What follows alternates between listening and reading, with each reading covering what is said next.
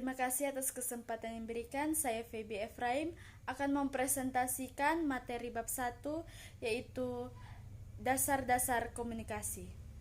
Pertama, pengertian komunikasi adalah suatu proses yang ada dan sangat penting dalam kehidupan manusia karena komunikasi dapat berlangsung setiap saat, di mana saja, kapan saja, oleh siapa saja, dan kepada siapa saja.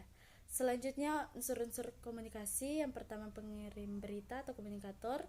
Yang kedua, bentuk berita atau pesan. Dan yang ketiga, penerima berita atau komunikan.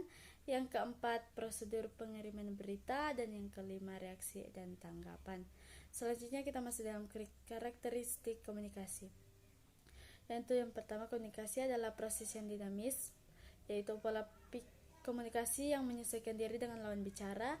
Yang kedua, komunikasi adalah sesuatu yang tidak dapat dihindari dan tidak dapat diubah, atau komunikasi bila telah dimana tidak dapat diambil kembali, misalnya dengan minta maaf. Selanjutnya, komunikasi bersifat proaktif, yaitu bagaimana kita memilih kata-kata atau bereaksi terhadap suatu kalimat akan dipengaruhi oleh diri kita sendiri, apakah kita lebih proaktif atau tidak. Selanjutnya, komunikasi merupakan sesuatu yang interaktif, yaitu komunikasi yang melibatkan pihak lain. Bila dua orang berkomunikasi secara simbolis, mereka menghubungkan perilaku mereka satu sama dengan yang lain. Selanjutnya kita masuk dalam dimensi dalam komunikasi. Terdapat 3 dimensi dalam komunikasi, yaitu yang pertama, komunikasi orang per orang, yaitu transfer informasi antara dua orang atau lebih melalui 2 jalur komunikasi, yaitu yang pertama, komunikasi satu arah atau one way communication, yaitu yang berlangsung dari satu pihak ke saja, yaitu komunikator. Yang kedua, komunikasi 2 arah, yaitu two ways communication, yaitu komunikasi yang bersifat timbal balik dari pihak komunikator dan komunikan. Yang kedua, arus komunikasi dalam organisasi bisnis. Dikenal 3 jenis arus, yaitu komunikasi yang pertama, downward communication, yaitu komunikasi ke bawah, lateral communication, komunikasi horizontal, dan yang ketiga, upward communication atau komunikasi ke atas.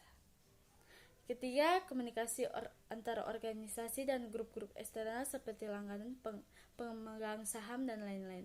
Termasuk dalam bentuk-bentuk komunikasi, terdapat 2 bentuk komunikasi yang bisa digunakan, yaitu satu, verbal communication atau komunikasi verbal, yaitu penyampaian dengan kata-kata atau tertulis dan angka.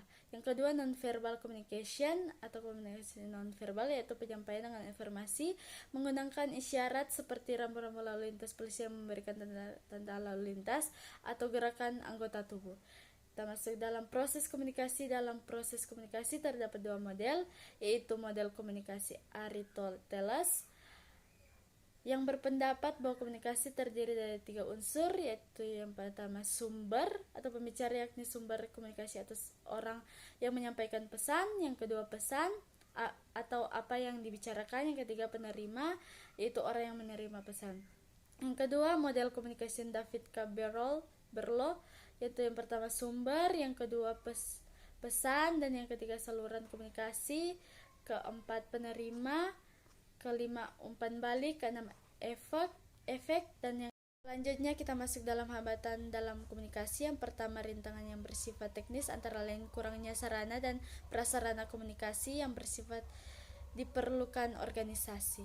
Yang kedua, rintangan perilaku, yaitu prasangka yang didasari emosi menuduh orang yang tidak bersalah. Dan yang ketiga, rintangan bahasa, yaitu pergunakan tata bahasa yang benar atau pergunakan kalimat pendek, singkat, dan jelas.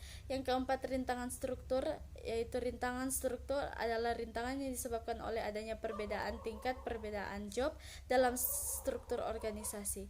Yang kelima, rintangan latar belakang sosial dan pendidikan. Setiap orang mempunyai latar belakang yang berbeda-beda dan dapat menimbulkan gap atau rintangan dalam berkomunikasi, atau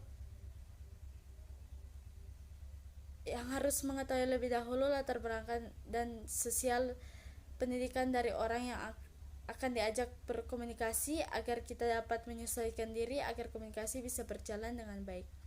Baik, itulah hasil presentasi saya. Sekian dan terima kasih.